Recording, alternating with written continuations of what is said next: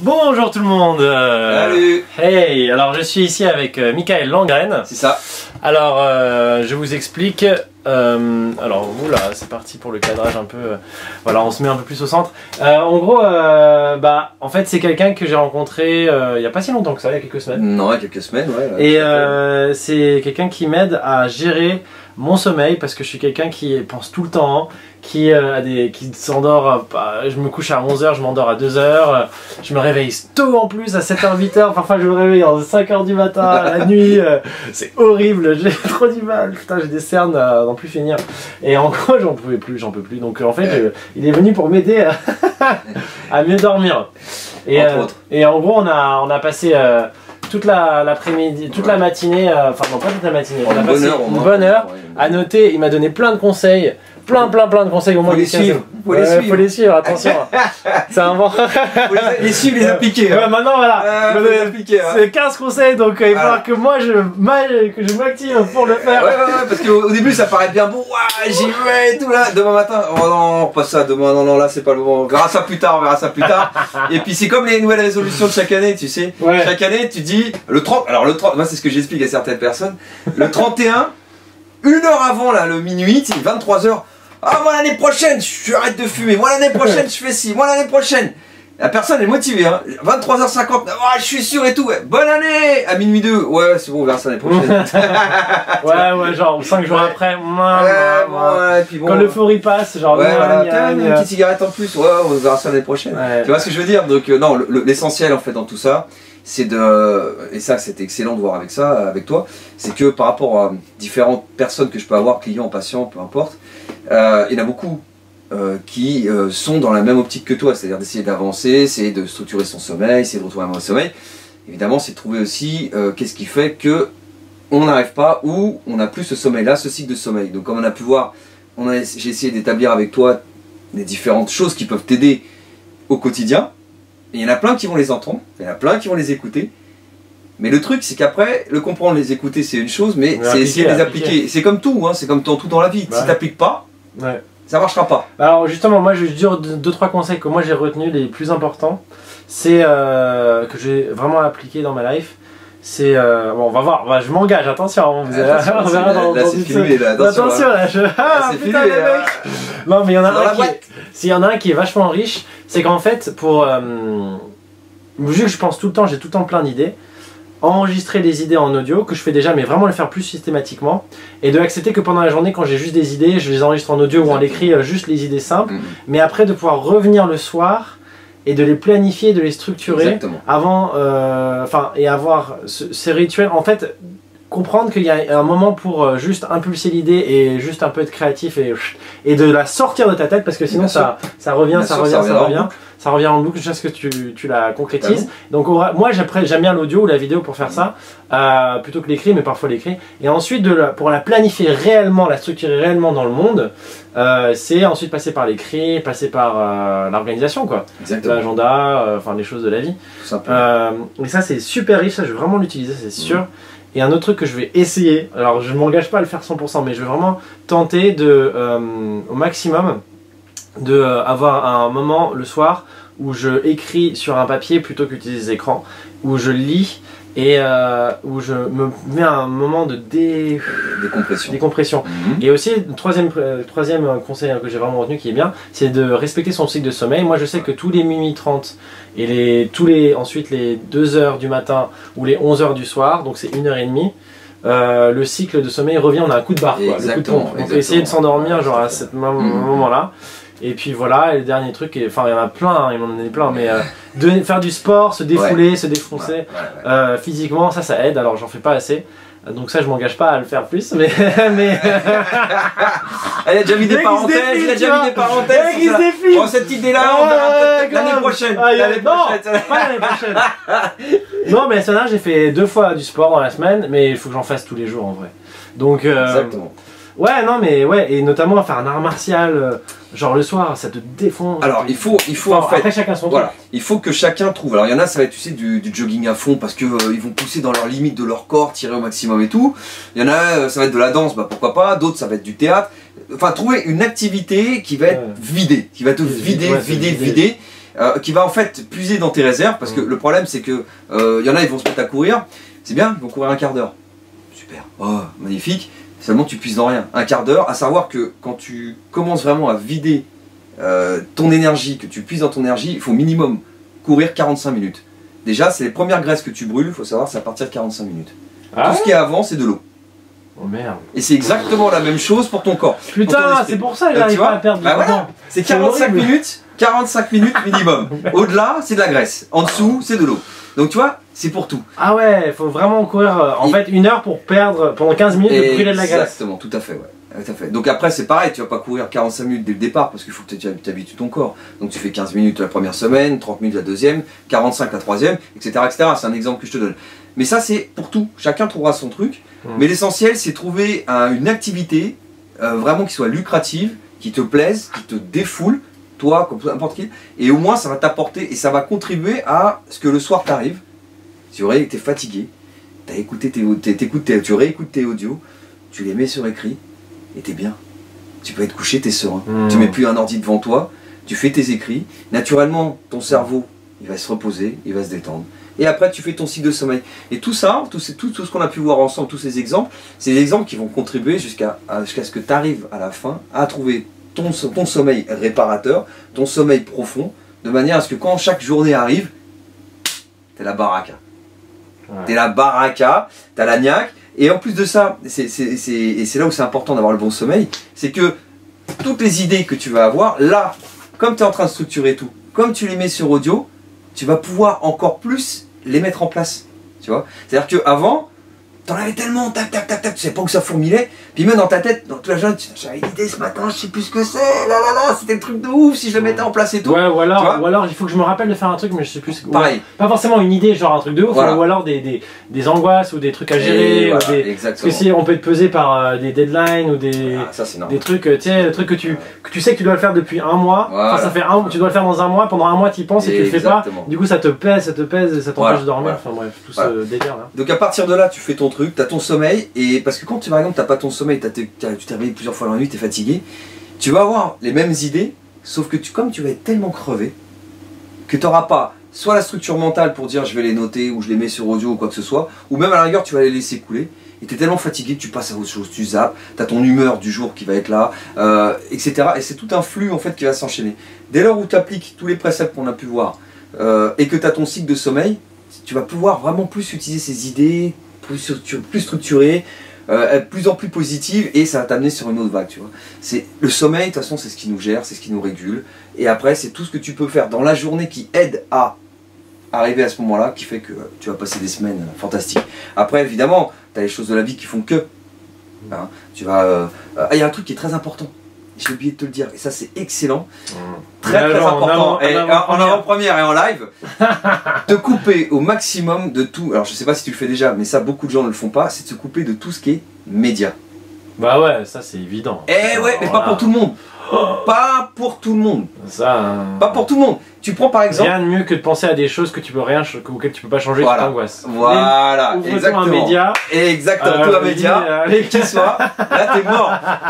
Tu pars le matin, t'as le précepte, tu dis bon, aujourd'hui j'y vais à fond, j'y vais là. La crise, le politique qui s'embrouille. Là il y a eu tant de morts à tel endroit et tout. Bon, c'est pas grave, j'ai remis à demain mon idée quoi. C'est pas grave, il y a des choses plus graves dans la vie quand on a entendu ce qui s'est passé, nos informations. Là, enfin, non, mais je rigole, mais c'est sérieux, c'est pas drôle. C'est utile, on n'a pas précisé de toute façon l'idée, mais le truc c'est que les médias... Pour dormir la nuit, ne pas écouter de médias. Alors pour dormir la nuit, mais aussi pendant la journée, parce que ça régule tes motivations et ton fil conducteur de la journée. Si tu t'es mis un fil conducteur avec ton idée de base du matin, comme j'expliquais, que le matin il fallait soit par un haïku, soit par une phrase positive, qu'elle soit en audio ou quoi que ce soit. Dans un haïku, c'est un petit texte de 4 phrases. Voilà, 4 phrases japonais. Tu peux écrire en français. Hein, voilà. C'est avant de le mettre en japonais, accroche-toi.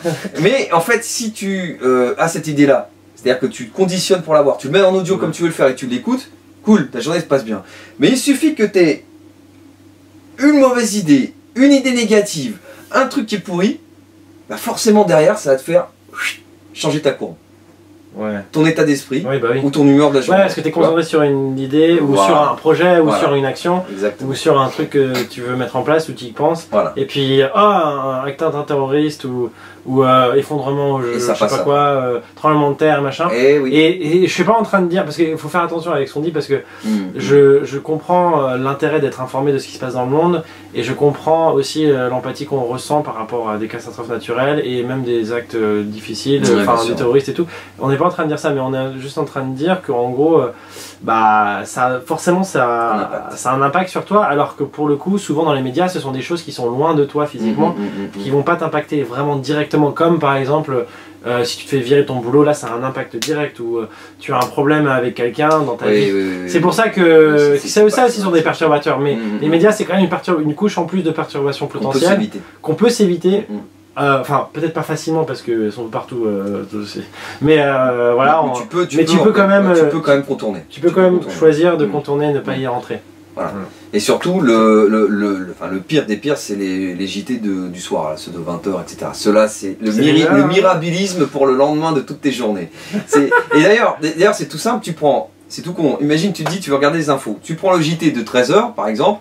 Comme la plupart des gens travaillent, tout le monde s'en fout. Donc ils te balancent, ouais, alors j'ai été acheter chez Marcel une baguette de pain là au fin fond de la France. Donc là aujourd'hui, on va nous montrer la recette du cassoulet donc qui est fait à tel endroit. Je veux dire, tu vois, on n'est pas dans la même information. C'est-à-dire qu'eux, ils vont basculer 10 minutes d'informations graves ou, on va dire, assez brèves, etc.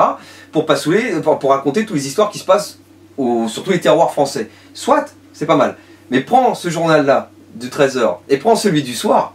Ah, tu vois pas d'histoire de cassoulet qui s'est passé dans le centre de la France, etc. C'est vraiment le soir qui te blinde. Et justement, c'est ces informations que tu vas avoir.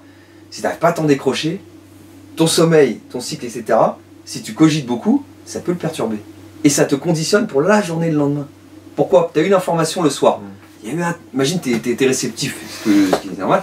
Il y a eu un tremblement de terre à tel endroit, c'est pas loin d'un endroit que tu as été, ça c'est le soir, tu l'entends. Ben, le lendemain, qu'est-ce que tu fais? Tu vas entendre la suite. Qu'est-ce qui s'est passé? Le matin, tu fais écouter. Voilà. Est-ce que les gens sont exactement, combien de personnes ont été sauvées? Est-ce que ça a eu... Je veux dire, voilà, c'est un enchaînement. Et une fois qu'au bout d'une semaine, ils ont fait leur chou gras, que tout est terminé, il y a une autre info qui va arriver.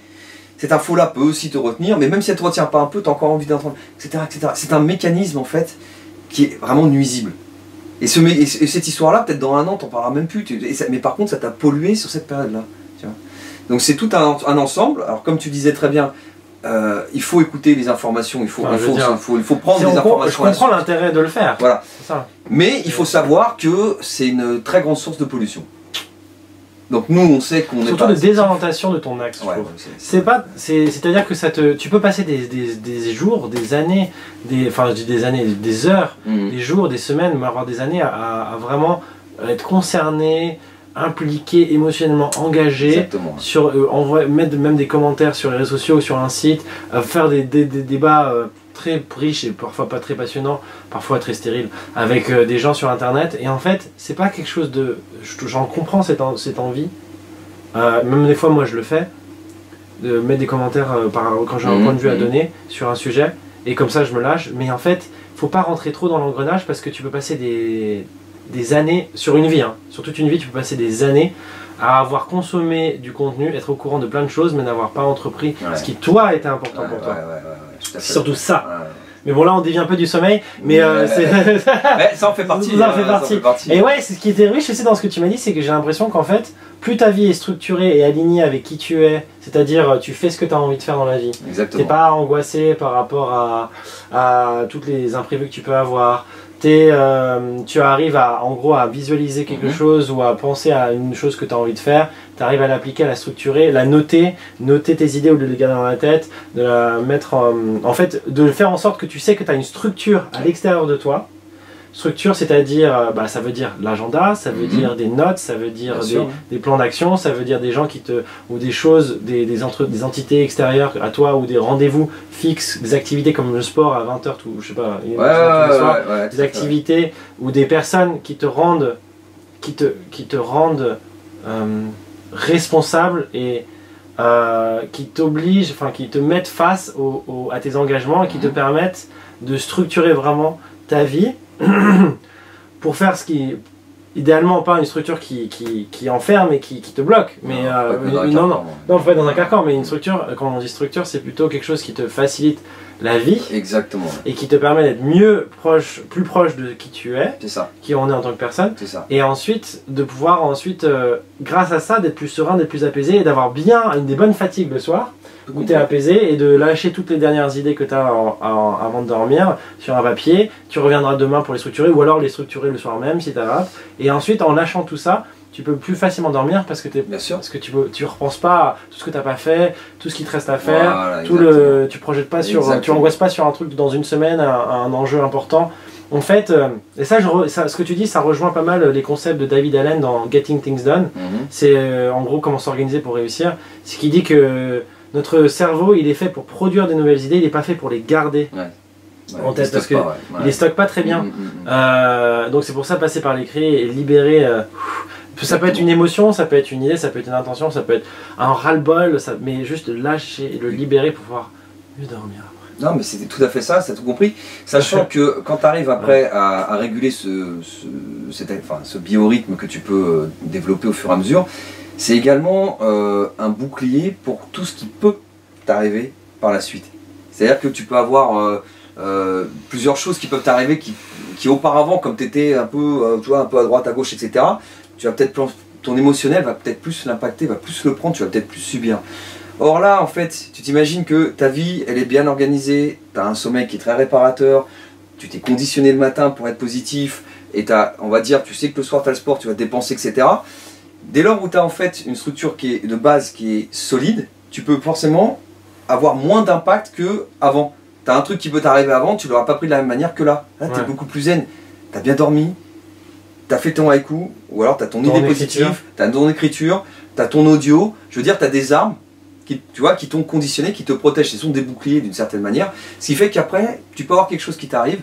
Parce qu'on a tous réagir tout le temps, on a tous des difficultés qui nous arrivent. Et quelles qu'elles soient, tu vas réagir d'une manière, on va dire, avec plus de recul que tu pouvais peut-être pas faire avant. Donc là, c'est tout un truc à mettre en place, c'est des automatismes qui vont arriver après par la suite. Mais à partir de là, la vie est belle. Waouh. Magnifique. Hein. Waouh, ok. Ouais, beau, c'est beau, très inspirant. Est-ce que juste pour terminer, tu peux expliquer ce que c'est un sommeil réparateur et un sommeil non réparateur? Et en termes d'horaire, il y a des cycles... Oui, tout à fait. Alors, à savoir que lorsqu'on arrive dans son cycle de sommeil, c'est un cycle généralement qui est tous les 2 heures. Donc quand tu prends... tout dépend de la personne et son biorhythme, mais ça peut être 21, 23 généralement, 23, 1 heure, 1 heure, 3 heures, etc. etc. Dès lors en fait où comme je te disais tout à l'heure, tu arrives à te réguler en fonction de ton activité ou professionnelle ou personnelle, à te coucher tous les soirs à 23 heures. C'est un exemple concret. Que avant, tu supprimes, comme je te disais, tout ce qui est écran. Tout ce qui est écran, à savoir que la mélatonine, ce sont donc les cellules qui nous permettent d'avoir donc le repos. Les écrans, quels qu'ils soient, nous suppriment cette mélatonine, nous balancent en fait de la lumière bleue en fait qu'on peut connaître, et qui fait que justement, comme tu as moins de mélatonine, tu es plus en éveil, donc moins de sommeil. Donc si tu fais ton précepte d'enlever ça, et tu fais ton cycle régulier, 23 heures, en couchant 23 heures, allez jusqu'à 7h, 8h du matin, tu vas avoir ton sommeil complet, puisqu'il faut en moyenne 8 heures pour avoir un sommeil complet, et en même temps tu vas être dans ton sommeil réparateur. Le sommeil réparateur, c'est celui qui permet à ton esprit comme à ton corps de pouvoir récupérer pour la journée que tu as passée, mais également pour celle qui va arriver. De manière à ce que ton esprit et ton corps soient vraiment bien préparés et que tu sois vraiment dedans. Si dans le cas de figure où tu n'es plus dans ton cycle, c'est-à-dire que là par contre tu bascules dans celui de 1 heure, mais par contre que tu es quand même obligé de te lever à 7 heures le matin, et que en même temps dans la nuit tu te réveilles, tu vas perdre en fait cette mélatonine, tu vas perdre en même temps tes habitudes, ton biorhythme, et forcément le lendemain tu vas pas être conditionné de la même manière. Tu auras moins de sommeil, tu auras plus de fatigue, tu n'auras pas eu forcément le sommeil récupérateur dont tu as besoin, et ta journée va être biaisée. Donc tu vas essayer en fait de rattraper, de rattraper ta journée par rapport à celle d'hier. Hier elle était super, c'était une belle journée, tu as vu ton sommeil et tout, c'était génial, tout ce que tu as voulu faire tu l'as fait. Non pas que tu vas pouvoir le faire, ne pas le faire aujourd'hui, mais tu seras moins en phase pour pouvoir faire un haïku dès le matin.